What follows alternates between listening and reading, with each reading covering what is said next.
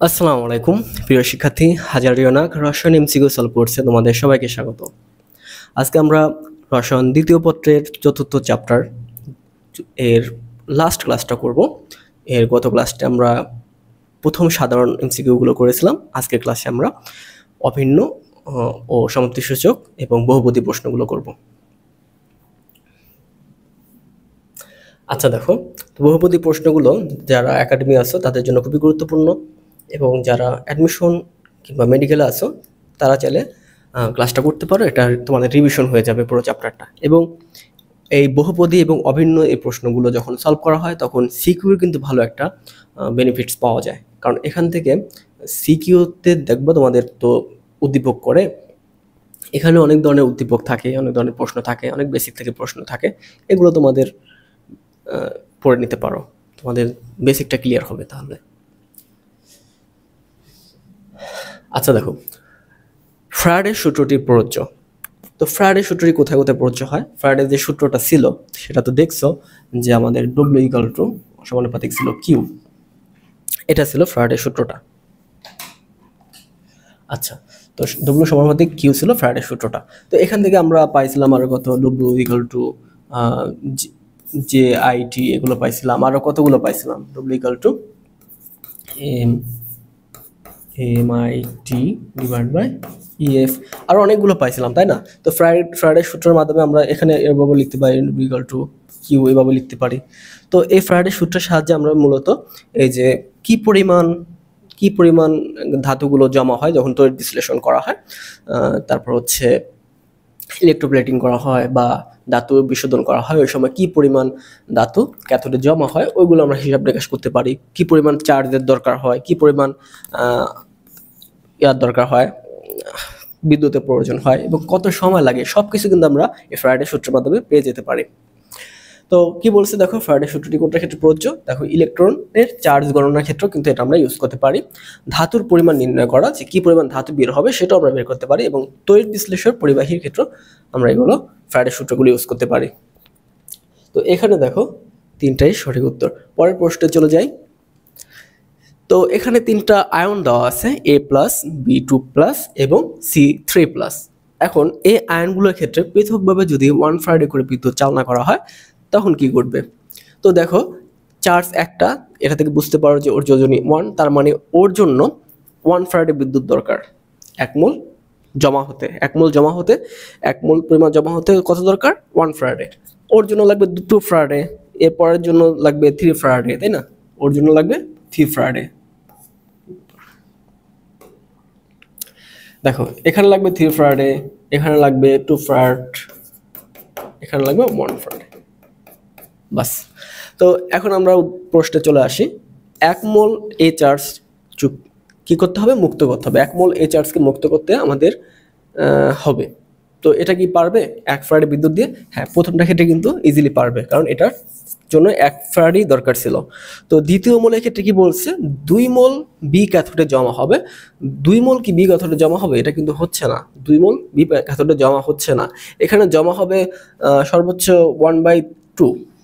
1/2। আচ্ছা, এখন দেখো 1/3 সি প্লাস দ্রবণ হতে তড়িৎদ্বার সঞ্চিত হবে। এটা ঠিক আছে, কারণ আমাদের এখানে 3 ছিল, তো 3টার জন্য আমাদের 3 ফ্যারাডে দরকার ছিল, কিন্তু বিদ্যুৎ দিছে কত? 1 ফ্যারাডে। তো এখান থেকে 1/3 দ্রবণ হতে তড়িৎদ্বার সঞ্চিত হবে। তাহলে 1 এবং 3 এই দুইটা কিন্তু আমরা এখান থেকে কারেক্ট করতে পারি। দেখো, তড়িৎ রাসায়নিক কোষে, তো তড়িৎ রাসায়নিক কোষে কি করে? তড়িৎ রাসায়নিক কোষে হচ্ছে তরাত, এটা দিয়ে মনে রাখছিলা, আমি যদি একটু লিখে দেই। এই দেখো, গতকাল এটা নিয়ে আমি আলাপ করছিলাম, তরাত, ঠিক আছে? ওকে, এখন দেখো এই তরাত মানে কি? তড়িৎ রাসায়নিক কোষ, তরাত হচ্ছে তড়িৎ রাসায়নিক কোষ, রাসায়নিক শক্তিকে তড়িৎ শক্তিতে রূপান্তর করা হয়। তাহলে তড়িৎ রাসায়নিক কোষ রাসায়নিক শক্তিকে তড়িৎ শক্তিতে রূপান্তর করা হয়, তাহলে এটা ঠিকঠাক আছে। এরপরে দেখো, অ্যানোডে ধনাত্মক হয়। অ্যানোডে কি ধনাত্মক হয়? না, অ্যানোডে তো ধনাত্মক হয় না। আমরা যখন বিক্রিয়াগুলো করছিলাম, তড়িৎ বিশ্লেষণগুলো করছিলাম, তখন এখানে অ্যানোড ছিল, ক্যাথোড ছিল। জিঙ্ক দণ্ড ছিল, এগুলো মাইনাস ছিল, অ্যানোডে মাইনাস ছিল, ক্যাথোডে প্লাস ছিল। তো এখান থেকে ইলেকট্রন মুক্ত হতো। তো এইটা হচ্ছে অ্যানোডে ধনাত্মক, এটা হচ্ছে না, কারণ অ্যানোডে ক্যাথোড ছিল, ঋণাত্মক হবে। 2 নম্বর অপশনটা তাহলে ভুল। 3 নম্বর অপশন, অ্যানোড থেকে মুক্ত ইলেকট্রন বর্তনীতে প্রবাহিত হয়। হ্যাঁ, এখান থেকে ইলেকট্রন বর্তনীতে প্রবাহিত হয়, এখান থেকে ইলেকট্রন বর্তনীতে প্রবাহিত হয়। মুক্ত ইলেকট্রনগুলো কি করে ভাবে চলে আসে, তখন এখানে যদি একটা লাইট টাইট কিছু দেয় তখন এগুলো জ্বলে উঠবে। আচ্ছা, তো এখান থেকে দেখা যায় 1 ও 3 সঠিক উত্তর। পরের প্রশ্ন চলে যাই। কপার ও জিঙ্কের প্রমাণ বিজারণ বিভব দেওয়া আছে 0.34 ভোল্ট এবং 0.76 ভোল্ট হলে। তো কপার জিঙ্কের চেয়ে শক্তিশালী ধারক, কপার জিঙ্কের চেয়ে শক্তিশালী ধারক, এটা তো হয় না। আমাদের মান কোনটা বেশি দেখো, বিজারণ বিভবের মান দেওয়া আছে, কপার ও জিঙ্কের বিজারণ বিভবের মান দেওয়া আছে, এটা উল্টা দেওয়া আছে। আচ্ছা, বিজারণ বিভবের মান দেওয়া আছে, হ্যাঁ, তো 0.75। তো জারণ বিভবের মান হচ্ছে, এটাকে উল্টায় দিলে +76 হয়। তো কপার জিঙ্কের চেয়ে শক্তিশালী, এটা তো হয় না। কপার সালফেট দ্রবণে জিঙ্ক যোগ করলে কপার অধিক্ষিপ্ত হয়। হ্যাঁ, এটা দেখো আমাদের যেই বিক্রিয়াটা ছিল ডেনিয়েল সেলের, ধরো এই ডেনিয়েল সেলটা যদি আঁকি, ধরো এখানে ছিল কি জিঙ্ক ছিল, এখানে জিঙ্ক কপার সালফেটের দ্রবণ ছিল, কপার সালফেট দ্রবণ, এখানে ছিল ধরো কপার। তখন কি হতো, এখানে কপারটা কি অধিক্ষিপ্ত হইতো। বিষয়টা এগুলো না আঁকে বিষয়টার কোষ বিক্রিয়ার মাধ্যমে দেখতে পারো। মনে করো জিঙ্ক কি করতো, 2টা ইলেকট্রন ত্যাগ করতো, ত্যাগ করে কি হতো, জিঙ্ক 2+ হয়ে যেত। তো এই 2টা ইলেকট্রন যে ত্যাগ করছে, এই ত্যাগকৃত 2টা ইলেকট্রন আবার কপার 2+ গ্রহণ করতো। কপার 2+ গ্রহণ করে কি হইতো, কপার সলিড হইতো। দেখি, কপার সলিড হইতো, সলিড হয়ে ও অধিক্ষিপ্ত হইতো। তাহলে 2 নম্বর সঠিক হচ্ছে। কোষে জিঙ্ক অ্যানোড, তো জিঙ্ক কি অ্যানোড আছে? হ্যাঁ, অবশ্যই জিঙ্ক অ্যানোড, কারণ অ্যানোডে জারণ বিক্রিয়াটা হচ্ছে। তো দেখো 2 ও 3 এই জায়গায় সঠিক হচ্ছে। কপার জিঙ্কের চেয়ে শক্তিশালী না, কপার জিঙ্কের চাইতে শক্তিশালী না। আমাদের যে একটা ছিল সিরিজ ছিল, lithium, calcium, potassium, magnesium, zinc, ferrous, তারপর লাস্টের দিকে কপার টপার এগুলো ছিল। তো এগুলো অনেক নিচে, কপার অনেক নিচে, জিঙ্ক অনেক উপরে। তো জিঙ্ক শক্তিশালী ধারক হবে এখানে।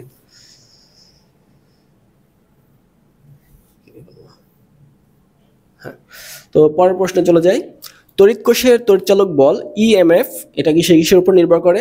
আয়নের ঘনমাত্রার উপর নির্ভর করে, গ্যাসের চাপের উপর নির্ভর করে, জারণ বিজারণ বিভবের উপর নির্ভর করে। সব বলেই 1 মিনিট।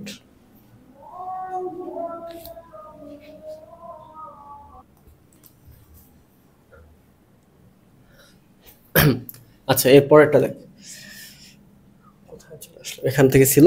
ওকে, তো একটা অর্ধকোষ বিক্রিয়া দেওয়া আছে। এখানে কি হয়েছে, সিলভার থেকে সিলভার প্লাস এবং এই যে হাইড্রোজেন থেকে হাইড্রোজেন প্লাস হয়েছে। তো এখানে কি হয়, দুইটি তড়িৎদ্বার কি হবে দেখো, সিলভার থেকে সিলভার প্লাস এটা আসছে, এবং এই যে হাইড্রোজেনের ক্ষেত্রে 1 মোলার দিয়ে দিছে, সুন্দর মতো করে দিয়ে দিছে। এবং দেখো এখানে যে 1 অ্যাটমসফিয়ার আছে সেটাও ঠিক মতো বলে দিছে, এবং প্লাটিনিয়াম থাকতে হয়। তো উপরেরটা একদম পারফেক্টলি দেওয়া আছে। তো 2 নম্বরটা কি সমস্যা করলো, 2 নম্বরটা সিলভার, এটাও এ পর্যন্ত ঠিক ছিল। দেখো এখানে 1 মোলারটা দিলে এটাও কিন্তু একদম পারফেক্ট হইতো, তাই না? তাহলে এই জায়গাটা আমরা দেখতেছি শুধুমাত্র 1 নম্বরটা সঠিক উত্তর হচ্ছে, 1 নম্বরটা সঠিক উত্তর হচ্ছে। পরেরটা, প্রমাণ হাইড্রোজেন গ্যাসের দ্বৈতার শর্ত কি? একটু আগে দেখলাম, ওখানে আমাদের 1 মোল ঘনমাত্রা থাকে, গ্যাসের চাপ 1 অ্যাটমসফিয়ার থাকে, এবং হচ্ছে 25 ডিগ্রি সেলসিয়াস থাকে। তো 25 ডিগ্রিকে যদি আমরা কেলভিনে কনভার্ট করি তখন 298 কেলভিন হয়। তো এখানে 3টাই সঠিক হচ্ছে। প্রমাণ হাইড্রোজেন গ্যাসের শর্ত, এই যে একটু আগে দেখলাম, এখানে 1 মোলার সুন্দর করে দিয়ে দিছিল, 1 অ্যাটমসফিয়ার দেওয়া ছিল, আর দ্রবণের ঘনমাত্রা হবে 1 মোল পার লিটার। পরেরটা দেখো, সেকেন্ডারি নির্দেশক তড়িৎদ্বার কোনগুলো? তো এই যে প্রথম 1 নাম্বারটা প্লাটিনিয়াম হাইড্রোজেনের যেটা ছিল 1 অ্যাটমসফিয়ার, এটা 1 মোলার সুন্দর মতো দেওয়া আছে, এটা প্রাইমারি নির্দেশক ছিল তড়িৎদ্বার। আর বাকি যে দুইটা, এই দুইটা হবে সেকেন্ডারি নির্দেশক। তাহলে 2 ও 3 এখানে সঠিক উত্তর। পরের প্রশ্নে চলে যাই। কোষের স্বতঃস্ফূর্ততার জন্য শর্ত কি কি হবে? তো ই ডট সেলের মানটা কত হয়? পজিটিভ হতে হয়।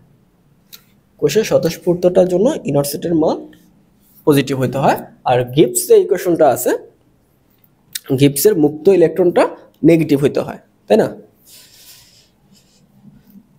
পরের প্রশ্ন, হাইড্রোজেন ফুয়েল সেলের ক্ষেত্রে কি হয়?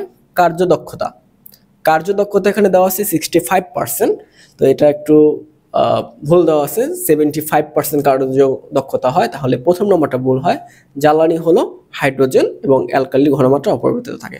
তো দেখো এখানে কি হয়, হাইড্রোজেন জ্বালানি হিসেবে ব্যবহার করা হয় এবং পরবর্তীতে ক্যাথোডে থাকে কি অক্সিজেনটা, ক্যাথোডে কি হয় অক্সিজেন বের হয়, অ্যানোডে জ্বালানি হিসেবে হাইড্রোজেন থাকে। তো কর্মদক্ষতা 65 না 75। তো এখানে দেখো, তো প্রথমটা ভুল হলে বাকি দুইটা সঠিক, নিচের দুইটা তাহলে সঠিক হবে।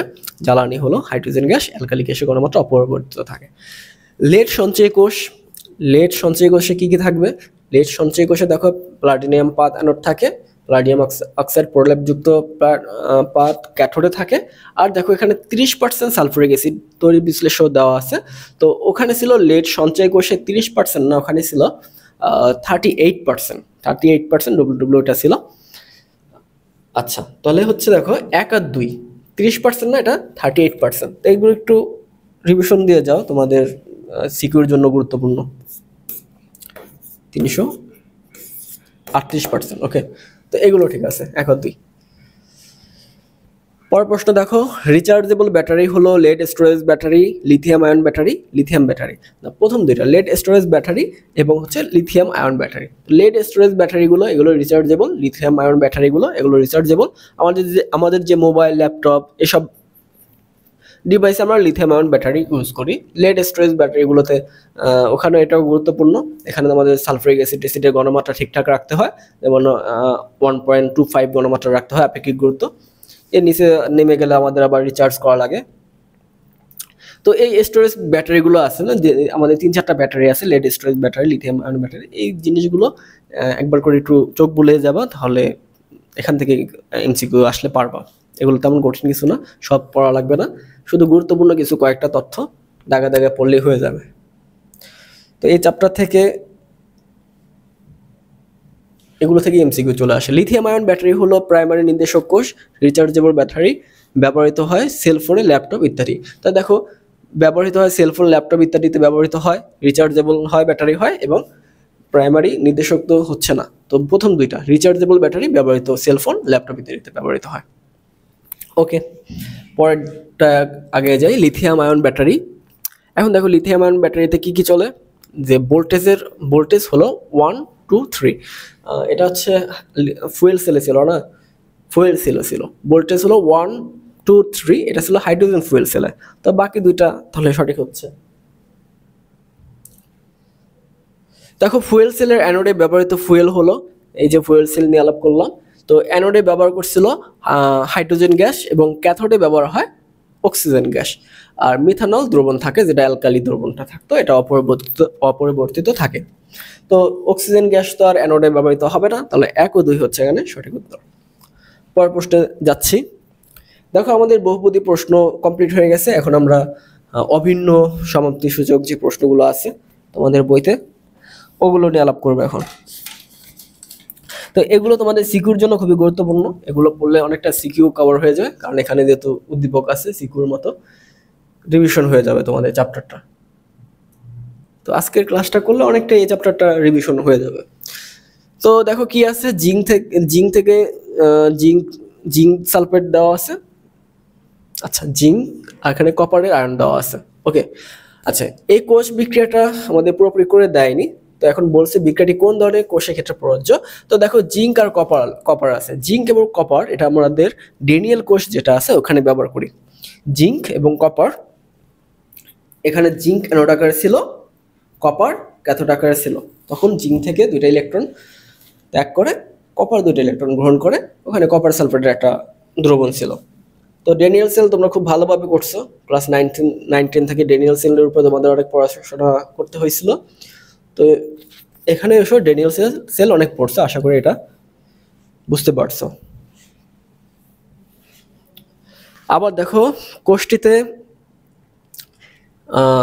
ইনর্ট সেলের মান দেওয়া আছে জিঙ্ক 2+, বাই জিঙ্ক, এটার মান দেওয়া আছে -0.67।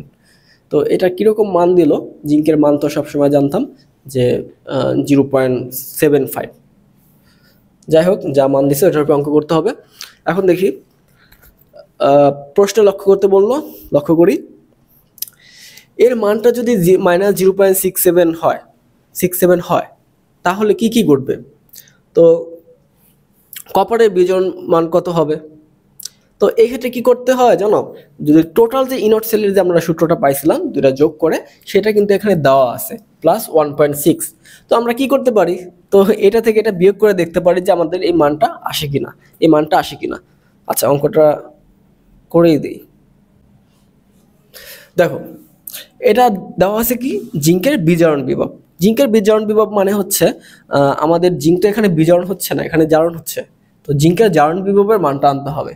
জিঙ্কের বিজারণ বিভবের মান যদি হয় -0.67, তাহলে জারণ বিভবের মান হবে +0.67। এটা জিঙ্কের ক্ষেত্রে, জিঙ্ক থেকে জিঙ্ক 2+, ওকে, এই ক্ষেত্রে।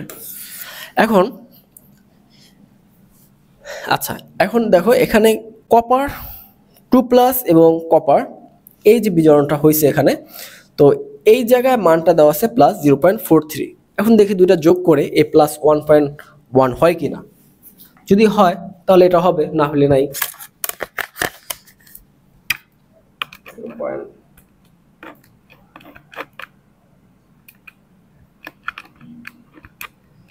দেখো, যোগ করে মান কিন্তু ঠিকই চলে আসছে 1.11। যোগ করে মান ঠিকই 1.11 চলে আসছে, সুতরাং এটা আমরা ধরতে পারি সঠিক। এরপরে দেখো, জিঙ্ক দণ্ড থেকে কপার দণ্ডের তড়িৎ প্রবাহিত হয়। জিঙ্ক দণ্ড, হ্যাঁ, তোমার অ্যানোড থেকে ইলেকট্রনগুলো প্রবাহিত হয়। তো কোষটিকে উভয়মুখী কোষে পরিণত করা যায়, উভমুখী কোষে পরিণত করা যায়। তো এটা দেখা যাক, 1 নম্বরটা শুধু এখানে সঠিক উত্তর, 1 নম্বরটা শুধু সঠিক উত্তর। এই দুটাতে কি হলো, জিঙ্ক দণ্ড থেকে কপার দণ্ডে তড়িৎ, আচ্ছা এটা তড়িৎ প্রবাহ। তো তড়িৎ প্রবাহ আর ইলেকট্রন প্রবাহ দুইটা কিন্তু উল্টা, ঠিক আছে। ইলেকট্রন প্রবাহ জিঙ্ক দণ্ড থেকে তো কপার দণ্ড দিকে যায়, জিঙ্ক থেকে কপারে ইলেকট্রনগুলো যায়, তখন তড়িৎ প্রবাহ কিন্তু উল্টার দিকে হয়। পরের প্রশ্ন দেখো, ব্যাকগ্রাউন্ডটা একটু চেঞ্জ করা যাক।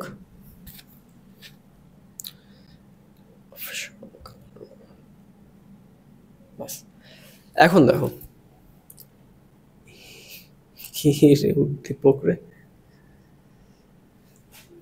আচ্ছা দেখো, এখানে জিঙ্ক দেওয়া আছে আর ক্যাডমিয়াম দিল না কপার দিল, যাই হোক যেটা দিও, ক্যাডমিয়াম দিছে। তো জিঙ্ক তো অবশ্যই এখানে অ্যানোড হিসেবে কাজ করবে, দেখি বোঝা যাচ্ছে উপরে যারা থাকে তারা অ্যানোড হিসেবে কাজ করে। তো দেখো, উদ্দীপকের কোষটির তড়িৎচালক বলের মান কত? তড়িৎচালক বলের যদি মান আমরা বের করতে চাই, তখন খুব ইজিলি আমরা বের করতে পারি। দেখো, এখানে বিজারণ বিভবের মান দেওয়া আছে, দেখো 0.76। তো এটাকে আমরা +0.76 নেব। তো ক্যাডমিয়ামের বিজারণ বিভবের মান দেওয়া আছে, এটা এটার মধ্যে থাকবে, সমস্যা নেই। তো -0.40। তো এটার সাথে যদি আমরা ক্যালকুলেশন করি, তাহলে মান চলে আসে 0.36।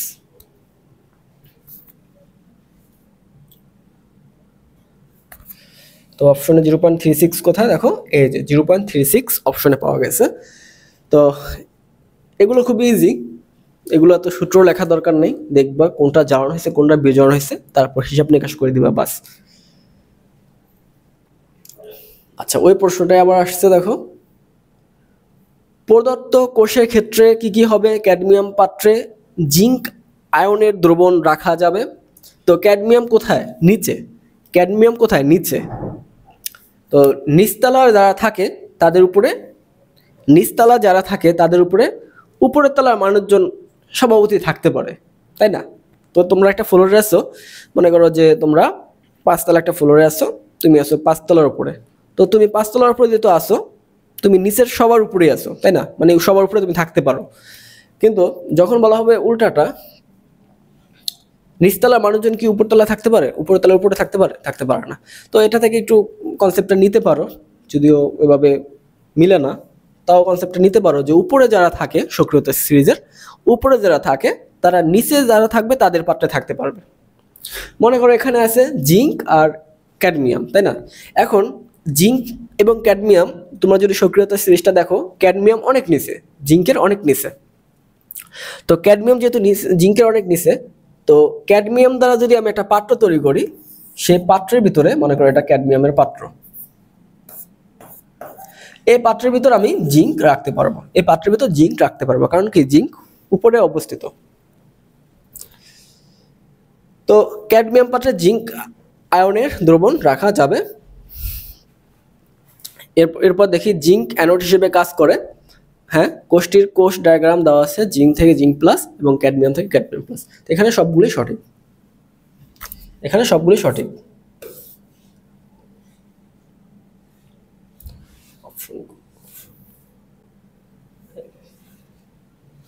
আচ্ছা দেখো, এখানে সবগুলি সঠিক হবে।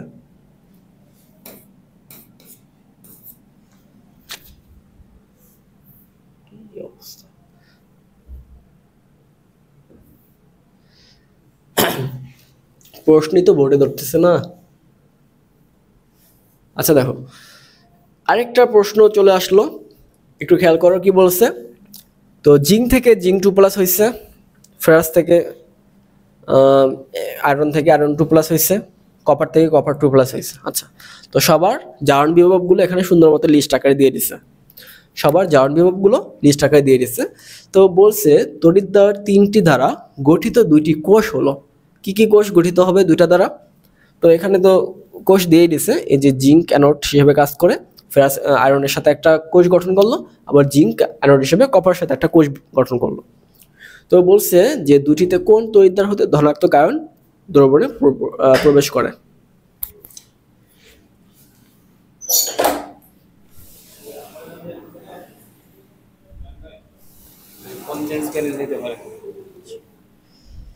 আচ্ছা, তো দেখো কোন দুটিতে তড়িৎদ্বার হতে ধনাত্মক আয়ন দ্রবণে প্রবেশ করে। তো এখানে জারণ কার হবে? জারণ তো জিঙ্কের হবে, তাই না? জিঙ্কের জারণ হচ্ছে, তো জিঙ্ক থেকে জারণ হবে। পর দেখো, উদ্দীপকে কোন দুটি কোষের বিভবের মান ইএমএফ যথাক্রমে কোন সেট হবে? ইএম যথাক্রমে কোন সেট হবে? এখন দেখো এই জায়গায় কি মান দেওয়া আছে, দেখো প্রথমেই দেখো চোখ আটকে গেল, এই যে জিঙ্কের জারণ বিভবটা দিয়ে দিছে -0.76, দেখো -0.76। তো এটা কি কোনোভাবে হয়? তো জিঙ্কের বিজারণ বিভবটা হচ্ছে -0.76, কিন্তু এখানে জারণ বিভবটা দেওয়া আছে 0.76। এটা দেখি বোঝা যাচ্ছে যে স্যারের বইতে হয়তো কোনো প্রিন্টিং মিস্টেকের কারণে এটা হয়েছে, প্রিন্টিং মিস্টেকের কারণে এটা হয়েছে। আচ্ছা, তো এটা হচ্ছে +0.76। এখন আমাদের কি করতে হবে, যে এদের দুটা তো কোষ, একটা আর একটা, দুইটা, তো দুইটা কোষ বিভবের মান বের করতে হবে। তো প্রথমে জিঙ্কেরটা বের করি, কিছুই করার দরকার নেই, আমাদের শুধু যোগ বিয়োগ করলে হবে। তো জিঙ্কের ক্ষেত্রে কত আছে দেখো, 0.76, এটার সাথে যোগ করব, কি যোগ করব, জিঙ্কের সাথে ফেরাস না, তো 0.44 প্লাস 0.44, তো 0.76 এর সাথে 0.44, ও আচ্ছা, এটা প্লাস হবে না, এটা মাইনাস হবে। এখন দেখো এখানে কিন্তু জারণ বিভব দেওয়া আছে, কিন্তু আয়রনের কি জারণ হবে না, আয়রনের বিজারণ হবে। তার মানে আমাদের বিজারণ বিভবটা নিতে হবে -0.44টা নিতে হবে। তো এখানে সাইনও চেঞ্জ হয়ে যাবে, তাহলে 0.44।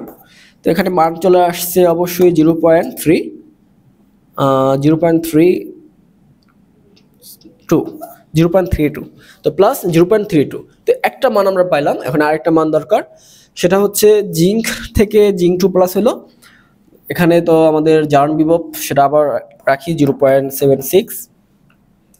তো এর সাথে আমাদের যোগ করতে হবে কি কপার 2+ এর ক্ষেত্রে। এখন কপারের ক্ষেত্রে কি দেওয়া আছে দেখো, কপারের ক্ষেত্রে আমাদের দেখো মাইনাস দেওয়া আছে, কিন্তু এটা কি হবে, বিজারণ বিভব আমাদের নিতে হবে। তো কপারের ক্ষেত্রে বিজারণ বিভব কি হবে, এখানে +0.34 +0.34, উল্টায় নিতে হবে, এখানে CO2+ দেওয়া আছে, তো আমাদের উল্টায় নিতে হবে।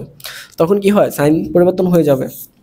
তো এটার সাথে যদি যোগ করি +0.34, তখন মান চলে আসবে কত দেখো, 410, তো 0.1 চলে আসে, 0.1 চলে আসে, 0.11। আচ্ছা আমি যোগ বিয়োগকে বলে গেলাম। আচ্ছা দেখি 0.76 যোগ 0.34, হ্যাঁ 0.11, 0.11 না, আমি কি করলাম 1.1। এখানে তো দুইটা যোগ করে 1 একটা আইছে, ওটা দেখো 7 এর সাথে 3 যোগ করে, 7 এর সাথে 3 যোগ করলে তো অটোমেটিক 10 এখানে চলে আসতেছে। আর 4 এর সাথে 4 এর সাথে যদি 6 যোগ করি তখন অটোমেটিক আবার 10 হচ্ছে, বুঝছো জিনিসটা? তো 1.10 আর এখানে আছে 0.32। তো এই দুইটা ভ্যালু আমরা পাচ্ছি, দুইটা ভ্যালু প্যারালালি পাচ্ছি। কোথায় আছে দেখো, এই 3 নম্বর অপশনটা কিন্তু দেওয়া আছে। তো এখানে একটু সংশোধন করে দিবা, এটা হচ্ছে প্লাস হবে, তাহলে হয়ে যাবে। আচ্ছা দেখো এটার প্রশ্নই তো খুঁজে পাওয়া যাচ্ছে না। দেখো এত বড় প্রশ্ন বোর্ডে ধরতেছে না। ওকে, কি বলছে এখানে একটু দেখি। ম্যাগনেসিয়াম আছে আর হচ্ছে ক্রোমিয়াম আছে, এদের জারণ বিভবগুলো দেওয়া আছে। আর প্রশ্নে কি বলছে, উদ্দীপকের মধ্যে কি কি সঠিক? এ উজ্জ্বল আলো দেয়, বি উজ্জ্বল আলো দেয়, উভয় ক্ষেত্রে তাপ শক্তি তড়িৎ শক্তিতে রূপান্তর করে। তাপ শক্তি তড়িৎ শক্তিতে রূপান্তর করে, তাপ আসলো থেকে? দেখো তাপের কোনো বিষয় নাই এই জায়গায়, এই জায়গায় আমাদের তাপের কোনো বিষয় নাই। এখানে আমাদের দুইটার কাজ করতে হয়, একটা রাসায়নিক শক্তির থেকে তড়িৎ শক্তিতে রূপান্তর হয়, একটা তড়িৎ শক্তি থেকে রাসায়নিক শক্তিতে রূপান্তর হয়। এখানে তাপের কোনো বিষয় নাই। তো বাকি দুইটা তো বোঝাই যাচ্ছে, 1 ও 2 অপশন।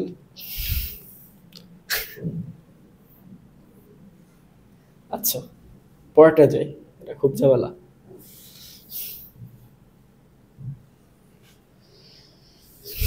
আচ্ছা ওইটাই চলে আসছে। তো উদ্দীপকের ধাতু পরমাণু সমূহের অধাতব প্রকৃতির ক্রম কোনটি? অধাতব ক্রম তুমি দেখতে পারো যে ফেরাস থেকে ক্রোমিয়াম, অ্যালুমিনিয়াম, ম্যাগনেসিয়াম, লাস্টেরটাই দেখা যাচ্ছে।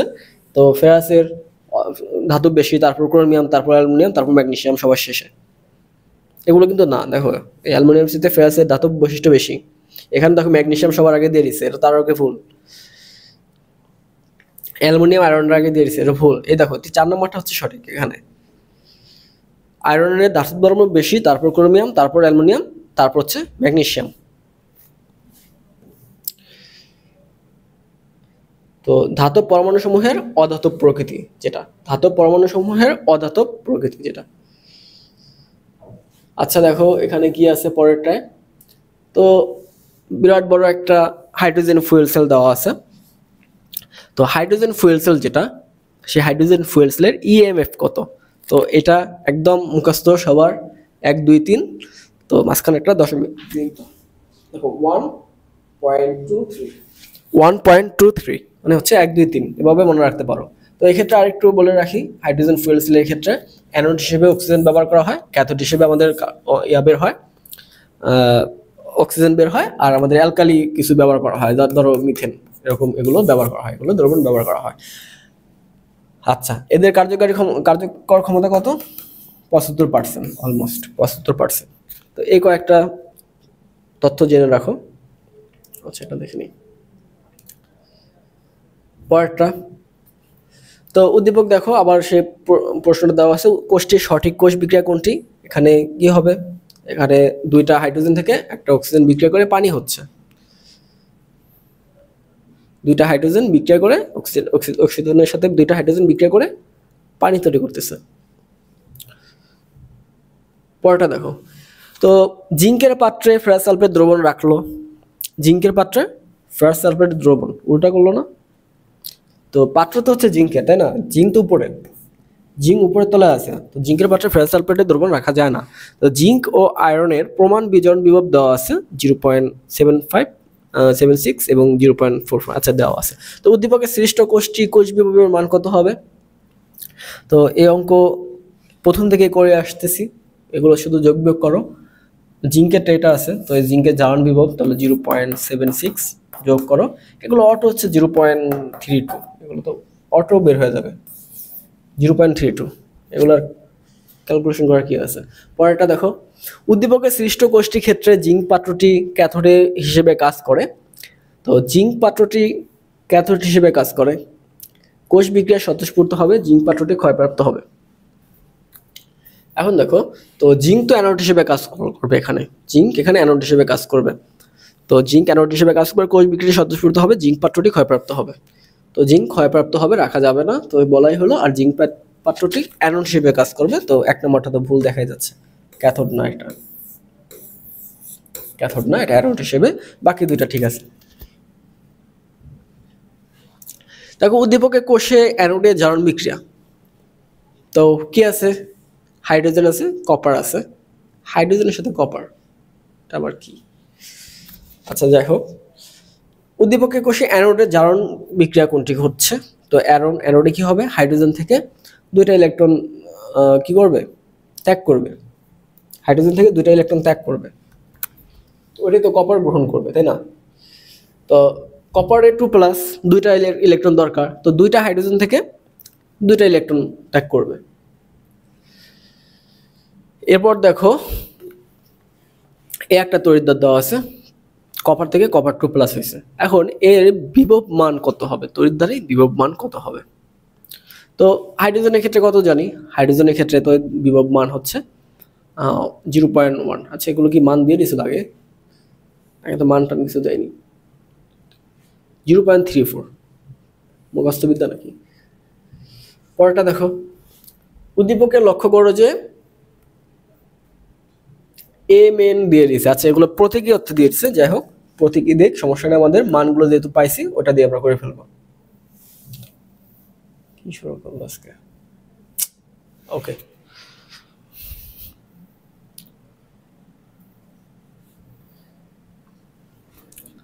আচ্ছা এখন দেখো,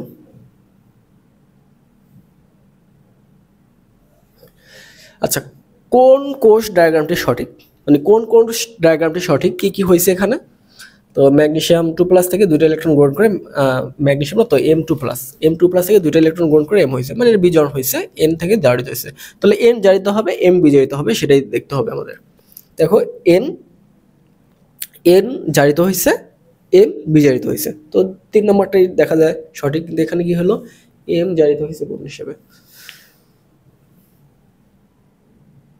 ও আচ্ছা, এখানে আরেকটা জিনিস তোমার খেয়াল রাখতে হবে, এই বিক্রিয়াগুলোর ক্ষেত্রে যে ঝারণ বিভব কোনটা বেশি, বিজড়ন বিভব কোনটা বেশি। দেখো এখানে এর কিন্তু বিজড়ন বিভব বেশি, তো বিজড়ন বিভব যার বেশি হয় ও কিন্তু অ্যানোড হিসেবে কাজ করে, এটা একটু খেয়াল রাখো। তো বিজড়ন বিভব যার বেশি হয়, এটা একটা বিজড়ন বিভব দেওয়া আছে, তো বিজড়ন বিভব যার বেশি হয় সে অ্যানোড হিসেবে কাজ করবে। ওকে, আবার দেখো কোষ্ঠীর ইএমপি কত, তো কোষ্ঠীর ইএমএফ বের করতে দাও, তাহলে আমাদের যোগ বিয়োগ করতে হবে। তখন কি করতে হবে, দেখো 0.34 এটা দেওয়া ছিল, তো এটা যেহেতু ঝারণ হয়েছে তাহলে এটা উল্টায় দিতে হবে। উল্টায় দিলে আমাদের কি হচ্ছে, উল্টায় দিলে হবে -0.34, তার সাথে আমাদের এটা আবার উল্টায় দিতে হবে 0.34। তাহলে আমাদের ক্যালকুলেশন করলে মানটা আসে, দেখো 0.46 মানটা আসে। ওকে, এই দুটা থেকে বিয়োগ করে দিল, দেখো কোনটা হয়, 80 থেকে যদি 34 বিয়োগ করলে 0.46 আসে। এগুলো আশা করি পারবা, এগুলো তো সমস্যা না। এটা যেহেতু অ্যানোড হিসেবে কাজ করতেছে, তো এখানে বিজড়ন বিভব দেওয়া আছে, তখন আমাদের এটা মাইনাস করে নিতে হবে 0.34। ওকে, তো এটার সাথে আমাদের পরেরটা যোগ করতে হয়। এখন এটা আবার দেওয়া আছে জারণ বিভব, তো এটাকে আবার উল্টায় দিতে হবে, তো যোগ হচ্ছে 0.80। তো দুটা যদি যোগ বিয়োগ করি আলটিমেটলি বিয়োগ হবে, যেহেতু বিয়োগ সাইনটা এখানে দেওয়া আছে। তো এখানে মানটা দেখো ইজিলি বের হয়ে যাচ্ছে 0.46। এগুলো এগুলো নিয়ে তোমাদের আর বোঝানোর কিছু নাই, এগুলো সেই প্রথম থেকে বুঝে আসতেছি কিভাবে কি হচ্ছে, তো এই জিনিসগুলো একটু খেয়াল করে ফেললি হয়ে যায়।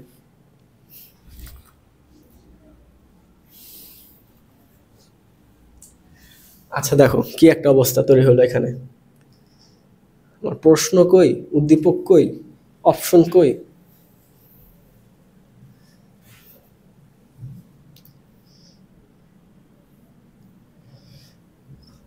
আচ্ছা কি বলছে দেখি, উদ্দীপকের কোষটির জন্য কোন কোষ, আচ্ছা এই কোষটা, তো জিঙ্ক আর কপার, সেই বিখ্যাত ডেনিয়েল সেল আমরা ছোটবেলা থেকে করে আসতেছি, সে একই বিক্রিয়া। এক্ষেত্রে কি কি হয়, জিঙ্কের জারণ বিক্রিয়া হয়, কপারের বিজারণ বিক্রিয়া হয়। তারপর কি আছে, জিঙ্কের জারণ বিক্রিয়া হয়, কপারের বিজারণ বিক্রিয়া হয়, এরপর হচ্ছে ইনট সেল, কপারের বিজন বিক্রিয়া হলো, জিঙ্কের বিজন বিক্রিয়া হলো, এটাও সঠিক আছে। এটা উল্টাই দিছে ওরা, সোজা করলে ঠিকঠাক আছে। আর এটা কি করছে, জিঙ্ক প্লাস কপার 2 প্লাস, না এটা ঠিক নেই, মাঝখানে 2 নম্বরটা ঠিক নেই। দেখো জিঙ্কের কি হচ্ছে, জারণ হয়েছে, জিঙ্কের জারণ হয়েছে, তো এখানে যদি একটা প্লাস দিত তাহলে কিন্তু ঠিকঠাক ছিল, কিন্তু প্লাস দেয়নি, তো এটা আমাদের ভুল হইতো, 2 নম্বরটা ভুল। 1 নম্বরটা ঠিক আছে, জিঙ্ক থেকে কপার 2 প্লাস হয়েছে। এক মিনিট, এখন দেখো জিঙ্ক 2 প্লাস হয়েছে, এখানে কপারও তো আবার ঝাড়ার মান দিয়ে দিয়েছে, দেখো কপার তো আবার ঝাড়ার মান হয়েছে, সব উল্টা পাল্টা দিয়ে রাখছে। এটা হয়তো copper 2 plus, CU 2 plus CU, এটা হয়তো। তো 1 নম্বরটাও ক্রস, কি ব্যাপার, 1 নম্বরটা ক্রস। এখানে দেখি জিঙ্ক 2 প্লাস পজিটিভ দিয়ে কপার 2 প্লাস, হ্যাঁ এটা সঠিক হয়তো যদি এখানে একটা প্লাস দিত। আচ্ছা অপশনগুলো আমরা দেখে নেই।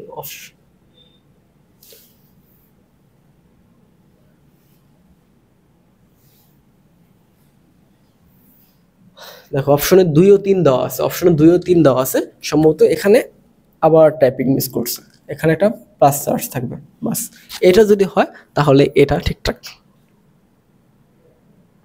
তাহলে এটা ঠিকঠাক। ওকে, তো এটা কিভাবে ঠিক আছে 3 নম্বরটা, সেটা দেখো এটা উল্টে দেওয়ার কারণে কিন্তু নেগেটিভ সাইনটা আসছে, এটা ঠিক আছে। আর কিন্তু এখানে একটা প্লাস চার্জ দেওয়ার দরকার ছিল, মানে একটা প্লাস দেওয়ার দরকার ছিল, এটা হয়তো টাইপিং মিস্টেক বা কোনো কারণে হয়েছে। যদি এখানে প্লাস থাকে তখন কিন্তু এই দুইটা সঠিক হবে। ওকে, পরেরটা আমরা আগাই।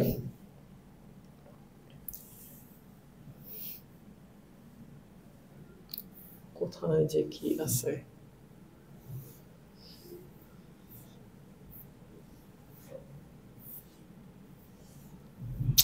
দাঁড়াও 1 মিনিট।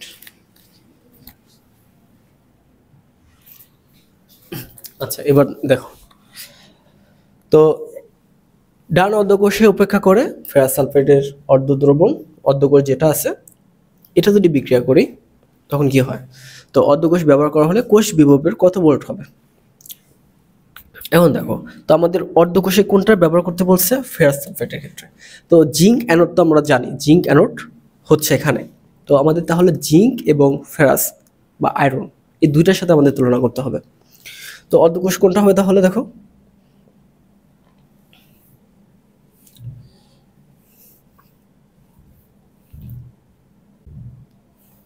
ওকে এখন দেখো, তো এখানে আছে কি জিঙ্ক, জিঙ্ক অ্যানোড হিসেবে কাজ করবে, জিঙ্ক অ্যানোড হিসেবে কাজ করবে, আর লাগবে আমাদের কি ফেরাস সালফেট, তো ফেরাস সালফেটকে আমাদের নিতে হবে।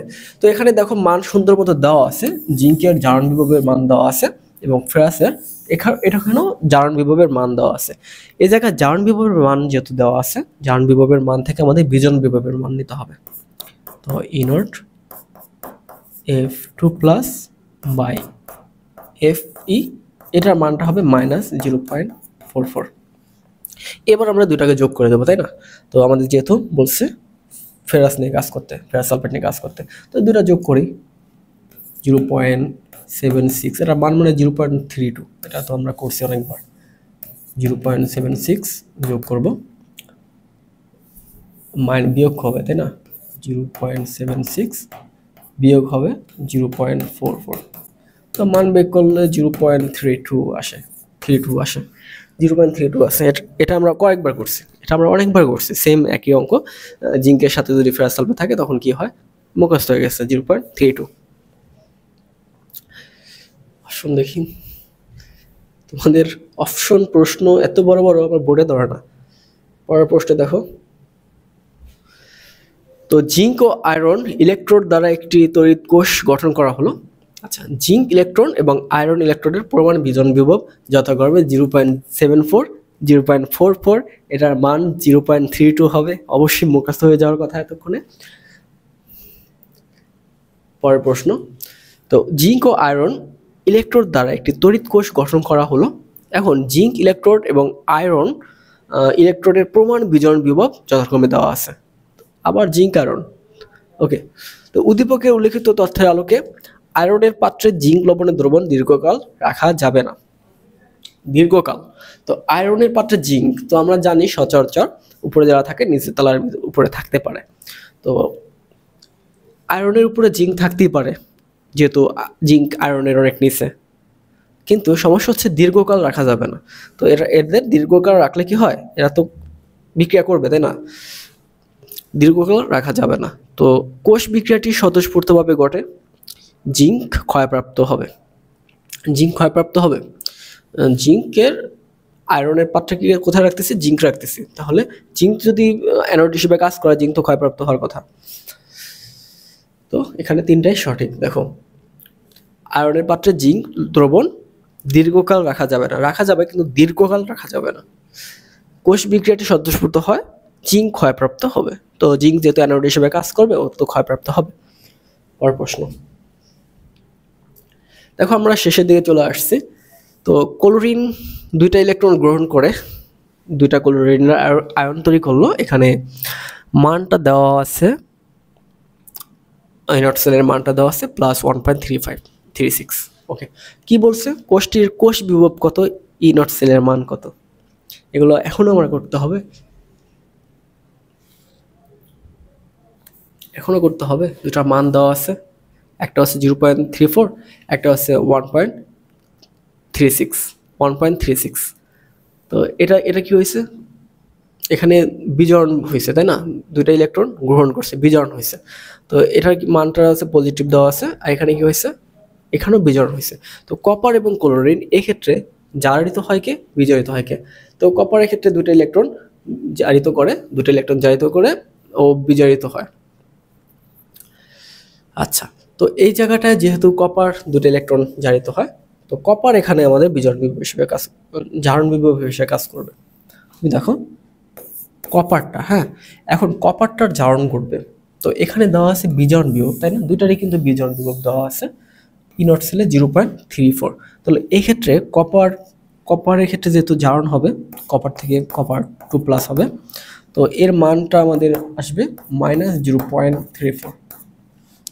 আর এই জায়গাটায় তো এর যেহেতু বিজারণই ঘটবে, তো এর মান যেটা আছে সেটাই থাকুক, Cl2, কোথায় যেন এখানে, তো আমরা এখানে দেই, মনে করো Cl মাইনাস এখানে Cl হলো। আচ্ছা, তো এদের মান কত হচ্ছে, এদের মান হচ্ছে দেখো +1.36। এটা যেহেতু বিজারণ বিভব দেওয়া আছে এটাই থাকবে, এটা উল্টাচ্ছে না যেহেতু এটা বিজারণ হচ্ছে। তো এখন আমরা কি করব, দুইটা যোগ করব। তো দুইটা যোগ করলে কি হয়, -0.3634। তো এটা বিয়োগ করলে মান কত আসবে, দেখো এখানে 36 থেকে 34 বিয়োগ করলে 2 আসে, 0.2। তো 0.2 36, আচ্ছা সরি 0.2, 36.02। আচ্ছা, এগুলো খুবই সিম্পল, এগুলো আর আমার করে দেওয়া মনে হয় লাগতেছে না তোমাদের। দেখো খুবই ইজি সিম্পল। পরের কোশ্চেনগুলো দেখো, উদ্দীপকের কোষটি সঠিক কোষের সংকেত কোনটি? তো যেটা বললাম একটু আগে, এখন কোনটা জারণ হচ্ছে কোনটা বিজারণ হচ্ছে, দেখো কপারের জারণ হচ্ছে এবং ক্লোরিনের বিজারণ হচ্ছে, কপারের জারণ হচ্ছে, ক্লোরিনের বিজারণ হচ্ছে।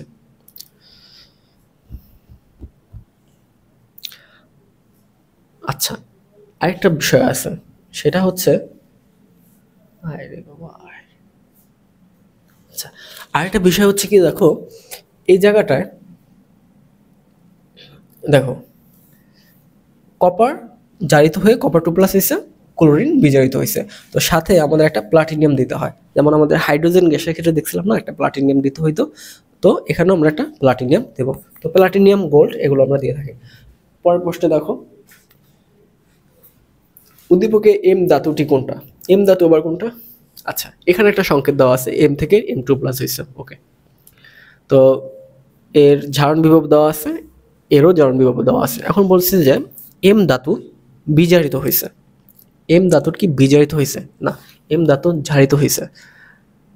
আচ্ছা এক মিনিট, এখানে এম ধাতু কি সেটা তো জানি না, এটা নির্ভর করবে এর কোনটা বিজারণ বিভব বেশি বা জারণ বিভব বেশি। দেখো দুইটার ভিতরে 0.76, তার মানে হচ্ছে দেখো এম ধাতুটা এম ধাতুটার বিজারণ বিভব কিন্তু বেশি, এম ধাতুটার বিজারণ বিভব 0.76।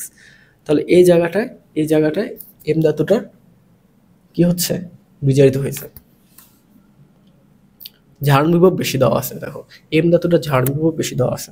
এখন এটাকে যদি উল্টে দেয় তখন কি হবে, যদি বিজোড় বিভবটা নিতে যাই তখন কি হবে, দেখো m2 প্লাস থেকে যদি m হয় বিজোড় বিভবটা হবে -0.76, -0.76 হবে, বুঝতে পারছো?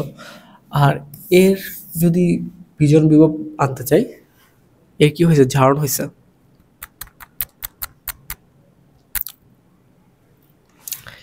উল্টা পাল্টা হয়ে গেল না, এম বিজয়িত হয় কিভাবে? আচ্ছা আবার দেখো অ্যানোড হিসেবে কাজ করে, অ্যানোড হিসেবে যদি কাজ করে অ্যানোডে কি হয়, জারিত হয়। অ্যানোডে কি হয়, জারিত হয়। তো অ্যানের চেয়ে অধিক সক্রিয়, অ্যানের চেয়ে অধিক সক্রিয়টা মানা যায়, অ্যানের চেয়ে অধিক সক্রিয় এবং অ্যানোডে হিসেবে কাজ করে, তবে বিজারিত হয় না, এখানে জারিত হয়, জারিত হয়। তো এই দুইটা সঠিক, এই দুইটা সঠিক। মাঝে মাঝে এমন কোশ্চেন হয় খুবই কনফিউজিং, এখানে একরকম থাকে, থিওরির সাথে একরকম মিলতেছে না, উত্তরের সাথে একরকম মিলতেছে না। তো হাজারি স্যারের এমসিকিউগুলো একটু কনফিউজড করে দেয় আসলে কি হয়। তারপর এগুলো তোমরা ডাবল চেক করে বা অবশ্যই, যেটার কথা বলতেছি, ধরো একটা এরকম যেগুলো সমস্যা আছে, যেগুলো মিলতেছে না উত্তরের সাথে, এগুলো ডাবল চেক করে অবশ্যই পড়বা। তো উদ্দীপকের লক্ষ্য করো যে ম্যাগনেসিয়াম ওইটারই দেওয়া আছে। এখন ইএমএফ এর মান কত, ইএমএফ এর মানটা কত তোমরা দেখে নাও, যদি গুণটা করো +110, দুটো যোগ করবা, যোগ করলে যা হয়।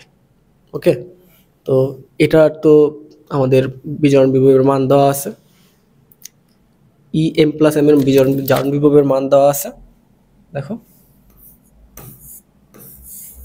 জারণ বিভবের মানটা দেওয়া আছে, এর সাথে আমরা কি করব, এটাও কিন্তু জারণ বিভবের মান দেওয়া আছে, এটা উল্টে দিলে +0.4 হয়, তখন এই দুটার সাথে যোগ করলে খুব ইজিলি একটা মান চলে আসে 1.6। তো এগুলো ইজি, এগুলো পারবা, এগুলো নিয়ে সমস্যা না। পরেরটা দেখো, কোষ্ঠীর প্রমাণ ইএমএফ কত। তো প্রমাণ ইএমএফ বের করতে হবে জিঙ্কে আর কপারের বিক্রিয়াগুলো। তো জিঙ্কের আর কপারের বিক্রিয়াগুলোর ক্ষেত্রে আমাদের মানগুলো দেওয়া আছে, যোগ বিয়োগ করবা, তখন কত বের হয় দেখো, +1.10 হয়। এগুলো খুব ইজি। পরের প্রশ্নটা দেখো, আবার জিঙ্ক কপার চলে আসছে, উদ্দীপকের কোষ্ঠীতে জিঙ্ক জারিত হয়েছে। তো জিঙ্ক অ্যানোডে থাকলে জারিত হয়, দেখছো এখানে ঠিকঠাক আছে, জিঙ্ক অ্যানোডে থাকলে জারিত হবে, জিঙ্ক অ্যানোডে থাকলে জারিত হচ্ছে। তো কপার 2+ কি হচ্ছে, কপার 2+ আয়রন ঝাড়ক। এখন দেখো কপার 2+টা এখানে ইলেকট্রন গ্রহণ করতেছে, তা ঝাড়ক কি করে, ঝাড়ক হচ্ছে ইলেকট্রন গ্রহণ করে, ঝাড়ক ইলেকট্রন গ্রহণ করে। আর বিক্রিয়াটি কি স্বতঃস্ফূর্ত করবে না, হ্যাঁ এই ধরনের বিক্রিয়া স্বতঃস্ফূর্ত ঘটে। তো এই জায়গা থেকে তোমরা তো ক্লিয়ার হতেই পারলা যে জিঙ্ক যদি অ্যানোড হয়, জিঙ্ক এখানে অ্যানোড হিসেবে কাজ করতেছে, তো ওর জারিত হচ্ছে, যেটা আমরা আগে একটা দেখলাম বিজারিত লেখা ছিল। তো এগুলো হয়তো টাইপিংয়ে মিস্টেক বা কোনো কারণে ভুল হয়। তুমি দেখো এখানে ঠিকঠাক আছে, জিঙ্ক জারিত হচ্ছে, কপার 2+ জারক, এবং হচ্ছে বিক্রিয়াটি স্বতঃস্ফূর্ত ঘটে। তো জারিত আর জারক এই দুটোর ভিতর গোলা ফেলা যাবে না। তো জারক যে ওর হচ্ছে বিজারণ হয়, আর যে বিজারক তার জারিত হয়, এই জিনিসটা একটু মাথায় রাখবা। পরের প্রশ্ন দেখো, উদ্দীপকের সেলটির কোষ বিভব কত হবে। তো জিঙ্ক ফেরাস সালফেটের কোষ বিভব কত হয়, জিঙ্ক ফেরাস সালফেটের কোষ বিভব এখানে মানগুলো দেওয়া আছে দেখো। আচ্ছা এখন এখানে কার কি কি দেওয়া আছে দেখো, জিঙ্ক অ্যানোডের মান দেওয়া আছে, অ্যানোডের মান পজিটিভটা দেওয়া আছে, ফেরাসের দেখো এটা উল্টে যাবে কিন্তু এটার জারণ মান দেওয়া আছে। তো জারণ মান দেওয়া থাকলে কি করতে হবে, ফেরাসের জারণ মান দেওয়া আছে, তার মানে এটা হবে কি, যদি Fe2+ মানে বিজারণ বিভবটা যদি বের করি তখন -0.44 আসবে, যেহেতু জিঙ্কটা আমার অ্যানোড হিসেবে কাজ করে। তো কোষ বিভব কত হয়, এটার কোষ বিভব অলওয়েজ আছে 0.32, কোষ বিভব 0.32 আসে, কিন্তু এখানে কি করলো, এখানে এই মানই দেওয়া নেই, 42 দেওয়া আছে। তো এটাও টাইপিংয়ে মিস্টেক, 0.42 না 0.32। সহজ হিসাব, তুমি ক্যালকুলেশন করো 0.76 থেকে 0.44 যদি বিয়োগ করি তখন মান আসে 0.32, মান আসে 0.32, এটাই স্বাভাবিক। এগুলো মাঝে মাঝে টাইপিং মিস্টেক হয়ে থাকে। পরের প্রশ্ন দেখো, উদ্দীপকে বিক্রিয়ার জন্য সঠিক তথ্য হলো আয়রনের পাত্র জিঙ্ক দ্রবণ রাখা যাবে, জিঙ্ক পাত্রে আয়রন দ্রবণের রাখা যাবে, কোষ বিক্রিয়া স্বতঃস্ফূর্ত। এখন দেখো কোন পাত্রে কি রাখা যাবে না রাখা যাবে সেটা হচ্ছে সক্রিয়তা সিরিজের উপর নির্ভর করে। সক্রিয়তা সিরিজে যারা উপরে থাকে তারা নিচের মানুষজনের উপর থাকতে পারে। তো জিঙ্ক যেহেতু উপরে আছে, তো আয়রনের পাত্রে জিঙ্কের লবণ রাখা যাবে, যেহেতু আয়রন অনেক নিচে। জিঙ্ক পাত্রে আয়রনের লবণ রাখা যাবে কিনা, জিঙ্ক যেহেতু উপরে, তো জিঙ্ক পাত্রে আয়রন রাখা যাবে না। কোষ বিক্রিয়া স্বতঃস্ফূর্ত, হ্যাঁ কোষ বিক্রিয়া স্বতঃস্ফূর্ত। তাহলে দেখো 1 এবং 3 এই দুটা হচ্ছে এখানে সঠিক উত্তর।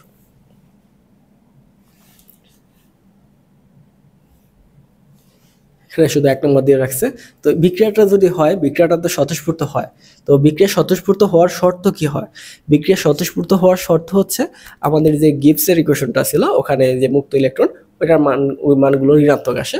আরেকটা মান আসে, সেটা হচ্ছে আমাদের ইনট সেলের যে মানটা আসে, ইনট সেলের মানটা পজিটিভ আসতে হয়। তো এই কয়েকটা শর্ত মানলে এগুলো বিক্রিয়া স্বতঃস্ফূর্ত হয়। কিন্তু দেখো এখানে প্রশ্নে শুধু 1 নম্বরটা দিয়ে রাখছে, এটা আসলে উত্তর হবে 1 ও 3। তো এখানে 1 ও 3 হয়তো, কিন্তু বিষয় হচ্ছে এখানে 1 ও 3 এর কোনো অপশনই নাই। দেওয়া আছে কি 1, 2, 3 এবং 1 ও 2। যেহেতু 1 ও 3 এর অপশন নাই, তো এখানে আমরা 1 নম্বরটা গার্ড করব। ওকে, আর এটাও হচ্ছে। তো এই পর্যন্ত ছিল তোমাদের 4th অধ্যায়ের তড়িৎ রসায়ন, এটা আজকে কমপ্লিট হলো। তো পরের ক্লাসে আমরা হচ্ছে কর্মমুখী রসায়ন যেটা আছে 5ম অধ্যায়, ওইটা আমরা সলভ করব।